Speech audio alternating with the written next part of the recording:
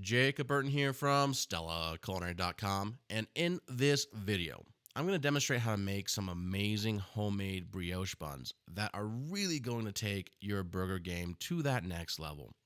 Now here we have some whole milk and eggs, and we're just going to combine them in a mixing bowl with the whisk attachment on our stand top mixer and whisk them together just long enough to where they're just one cohesive unit. Now after that, we're going to swap out our whisk for a dough hook, get that dough hook going on medium speed, and then add in our bread flour spoonful by spoonful. Now what this is going to do is going to allow our gluten strands to hydrate before we go back and add our fat. Now in other forms of brioche, you'll add your fat first, which will give you a more cake-like dense texture, which is delicious, but it's not what we want for our burger buns. So once that dough comes together and is hydrated, we haven't really kneaded it yet. We're just going to cover it with plastic wrap and let it hang out for 30 minutes.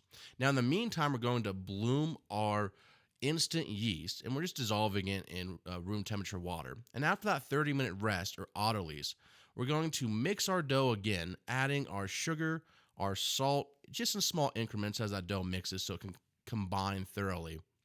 And then our yeast that has been fully bloomed. And once we have the yeast, sugar, salt combined into this dough, we're going to mix it until that water from that yeast blooming, comes together in the dough. And then add our butter one pat at a time. And this is just room temperature butter that we had sitting out.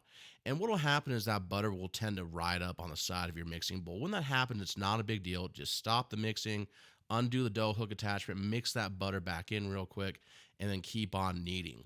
Now with this dough, this is a pretty moist dough, as you can see. So we are kneading it on medium speed. So if a KitchenAid mixer, you're looking at about speed number 4, and we're kneading it for 15 minutes. Now normally with other regular bread doughs, this would be too long. It could actually burn out your KitchenAid motor. But with a dough this loose, you don't need to be worried about it.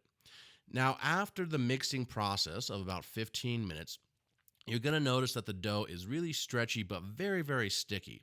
So you want to spray down your work surface with some non-stick spray, take the dough out of the mixing bowl, and then work it together into a manageable mass. And here I'm just spraying the inside of a plastic Hamburger container. I have a little bench knife here. I'm going to give the dough a couple of folds, and then I'm going to take this and transfer it directly into my Hamburger container. Next, I'm going to cover the container with a plastic wrap or tight-fitting lid, let proof at room temperature for an hour, and then place in my fridge overnight. So here this dough has been in my fridge for about 14 hours, and it's doubled in size since when we originally put it in there. So we're going to pull it out while it's still cold, and this is going to make it a lot easier to work because it is such a loose dough.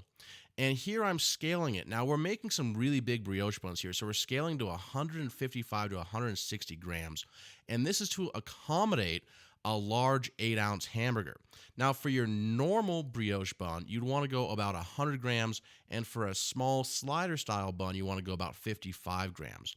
Now here I'm taking the scaled piece, and I'm flattening it out, and then I fold in all the edges right into the center, which is going to help round everything out. So as I'm folding in from the center, I'm just making creases with that dough. And it's pretty easy to do, forming those seams, because the dough is so wet. Now at this point, once I have those seams pinched nice and tight in a sort of a round shape, I'm then going to rest this dough seam side down while I go back and shape all the other dough. So again, I'm just spreading the dough out, folding in the edges, crimping and sealing, and you can see I have a roughly round shape, resting seam side down. Now here I'm going to take seam side down, I'm going to press my palm onto the top, and the movement here is you're basically going to try to pretend like you're pressing that dough ball through the wood or through the work surface while you're making a rounding motion. And that's going to tighten the skin and give you a nice even proof. Now, once I've rounded the dough, I'm going to press down into disc shapes, and this is going to help to form the actual hamburger bun. So we want to stretch these out a little bit, but the dough is pretty tight because we've been working it pretty hard. So I'm pressing it down, and then I'm going to spray the top with a little bit of non-stick spray so my plastic wrap doesn't stick to it. And then I'm going to cover with plastic wrap and walk away for 10 minutes. And this is going to allow the gluten strands to relax. Now, after 10 minutes, I'm going to come back and do final shaping. And we're going to use some ring molds that I made out of tin foil, but you can use tart rings. Now, these are 4.5-inch diameter to help accommodate the large 155 to 160 gram brioche buns. Now, for a normal brioche bun, you'd want to go a 4-inch ring mold at 100 grams of dough. And for a slider, you'd go a 3-inch ring mold at 55 grams of dough. Now I'm going to press the dough balls down into the ring molds. Again, spray the top because we don't want our plastic wrap to stick. Cover with plastic wrap and proof at room temperature for about an hour to hour and a half. Now here I have some eggs, and I'm just separating out the yolk, and I want to thin that yolk with just a little bit of water. Now I'm only using the yolk here because this is how you get that nice shiny glossy sheen to the top of your baked goods, and I really like that look and that flavor on my brioche buns. So after they've proofed for about an hour, hour and a half at room temperature, almost doubled in size, I'm going to brush with my egg yolk mixture, and then at this point you want to top. So here I'm topping with some black and white sesame seeds on the buns on your screen right. The middle buns, I'm going to go do a good handful of poppy seeds on the top because I really like some poppy seed buns as well.